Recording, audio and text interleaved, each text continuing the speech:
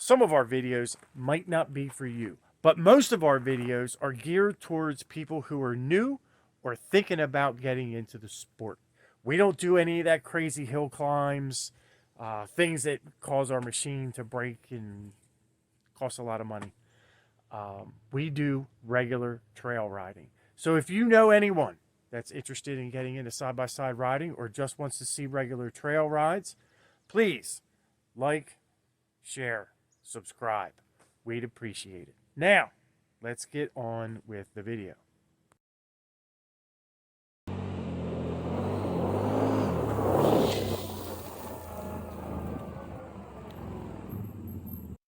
So in this video, we're going to be going over all the technical wiring stuff that we went over last week and installing these whips on the back. We put the toolbox on the back. We already had the light bar installed. It just wasn't wired yet. But this video is going to show you how we wire all this stuff, including this distribution box here that runs the power to everything, which runs off of this master switch here, which is wired underneath the hood. As you're going to see in this video, we had to tear the entire inside of the machine apart to be able to run these wires and get everything running decent, which gives us our final product of the whips working, the light bar working. The only thing we don't have working yet is turn signals and brake lights, but we're going to be working on that, and we mounted the toolbox. Okay, so now we're working on installing the power block. So what we did was we took out both seats on both sides. This is where the ECU is. So we took this off because what we're going to do for the whips, we're going to run the wire down through here, which comes out through here, and we'll fish that around. And here is where we're going to put small holes, and that's where the wires are going to come through and go into these blocks. So this is all fused here. This is where the plug goes for, not that, where is it? Right there. That's for the switch panel up in there, and it's all lit. So this wire is going to run up through here, across the top, and come down. Probably going to make some kind of channel for the top. And then that'll run across and we'll zigzag back to here so we can get it plugged in and it'll be ready to go. So right now we're getting ready to run, let's see, we've got, all right, so this is our whole wire crap. So I don't even, here it is. So this is the wire that goes from the block to the box, and they only gave us that much wire. So what I did was I've got two 10-foot pieces. We're going to use the two 10-foot pieces to run from there. We're going to go down inside, right, all behind here, go up through the dash, and then we will come out here. And I think this is where I'm going to leave this. I'm pretty sure everything can cover up. And then I'm just going to hook the two wires right to here, the ground, the hot. The hot obviously will go to this, be protected through there, and then I can actually shut that off. So we're going to keep rolling and get this wire moved. All right, so right now I am running, this is plastic coating for the two wires. So I've got hot and ground. So basically what I did was I had to take this whole panel out, which is a pain in the, because I want to run it where the rest of the wires are ran. So they go up through here, fish down through there, come in behind where the ECU is. I'm going to bring it through here and follow this bar right at the bottom and come across and go up through here behind this module. And then you'll have your neutral and you'll have your negative and positive right there. That way we have all this done and powered up.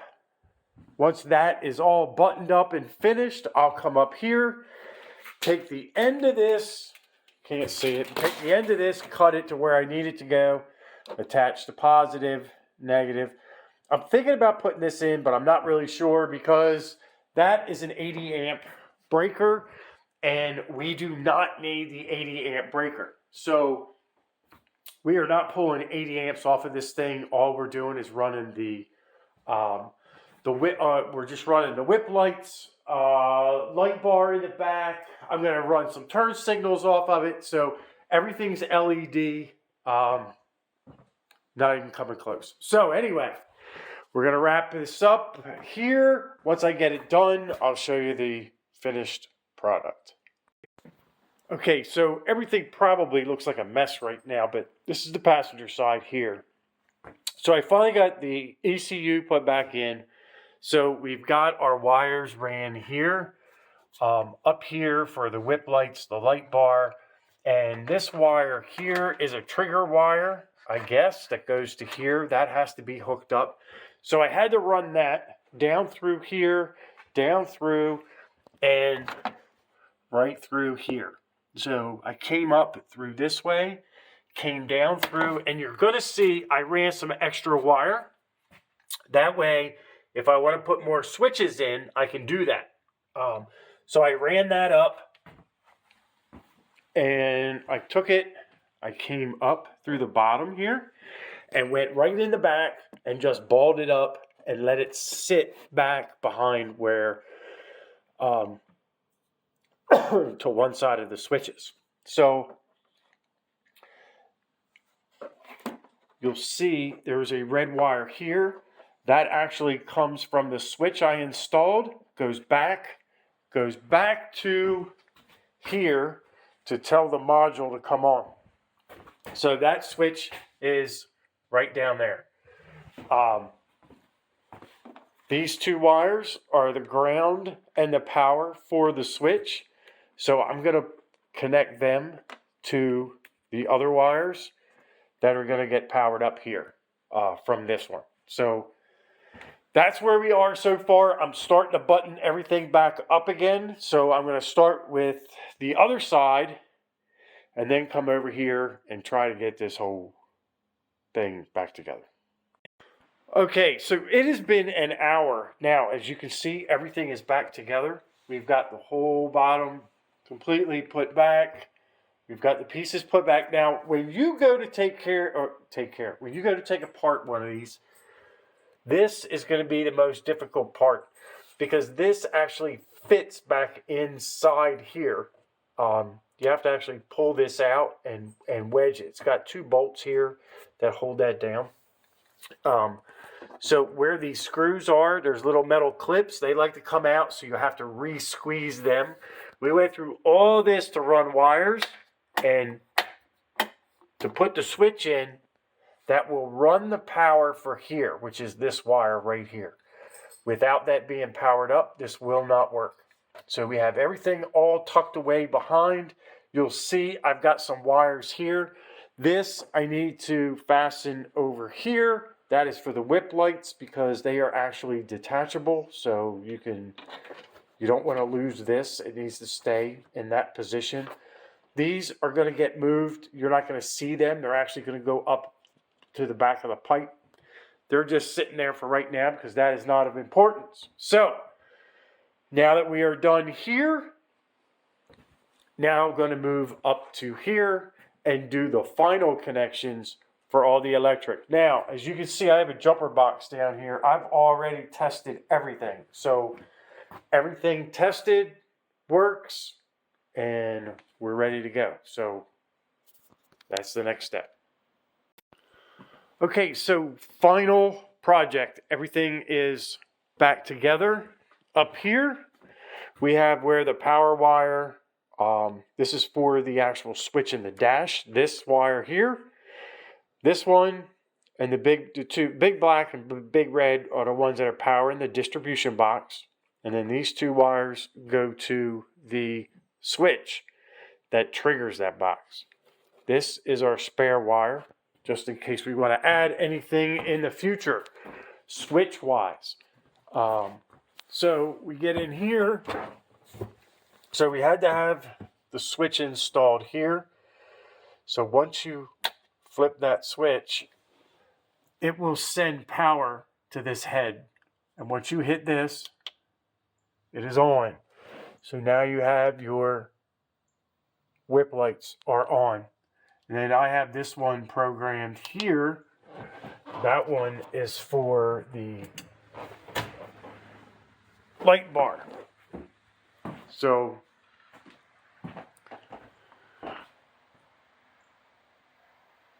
obviously we're going to take these flags off. They just came with it. And then later tonight I'm going to mount this box. We'll get this mounted down. This is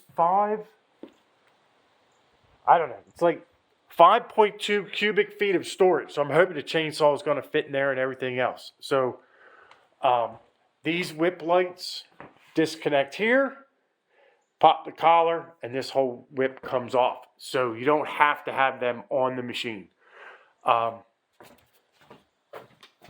There's the distribution box.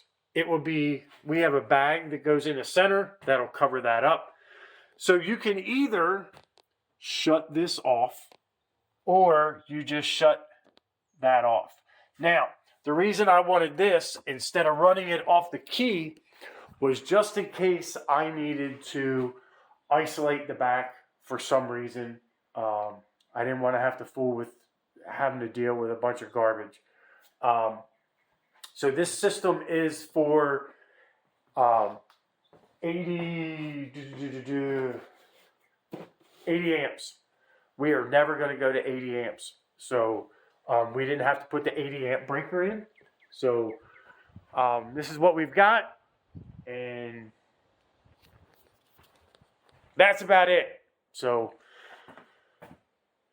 this project took about 2 days and a lot of hours.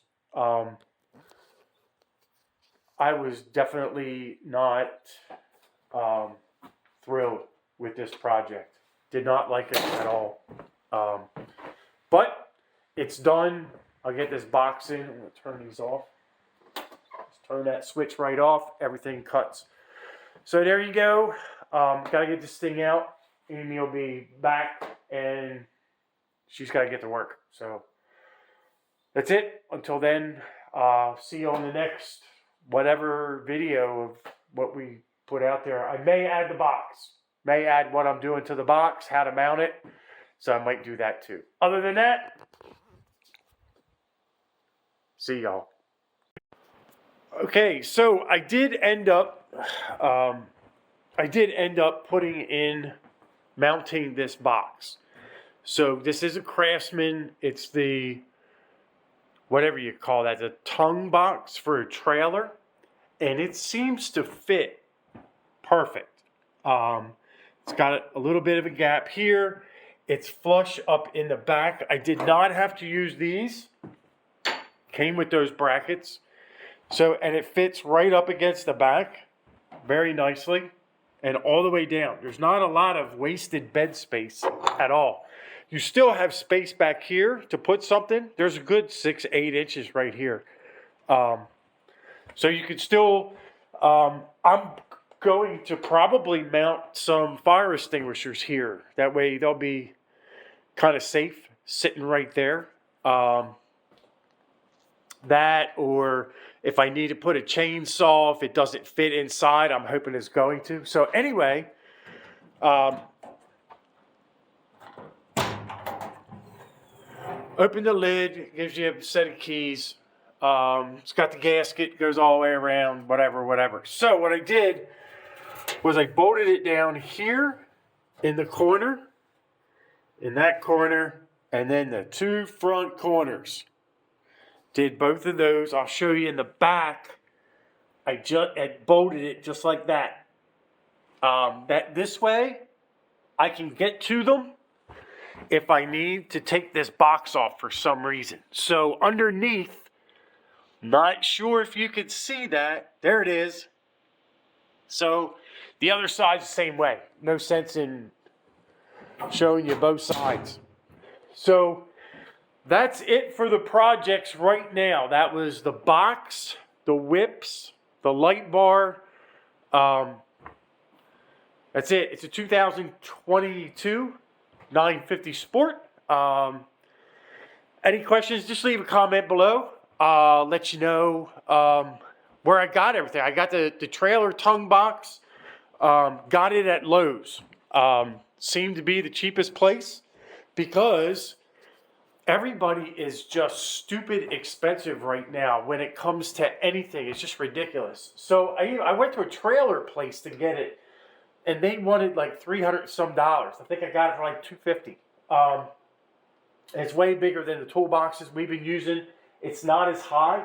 It will look tall to you, but when you look at the back, it's right here with the bars. It's fine. So that's it. I'm going to finish, and don't forget to like, subscribe, all that good stuff. Let me know what you think and how you would do it better. Until then, I'll see you later. Thank you for watching this video. Hope you found it helpful, interesting. This is part 2. If you haven't checked out part 1, go check that out. Part 1 is our Saturday video, and this obviously was uploaded on Wednesday for you to check out. Hope this helped you or you found it interesting. Please like, share, subscribe, and we will see you on the next video.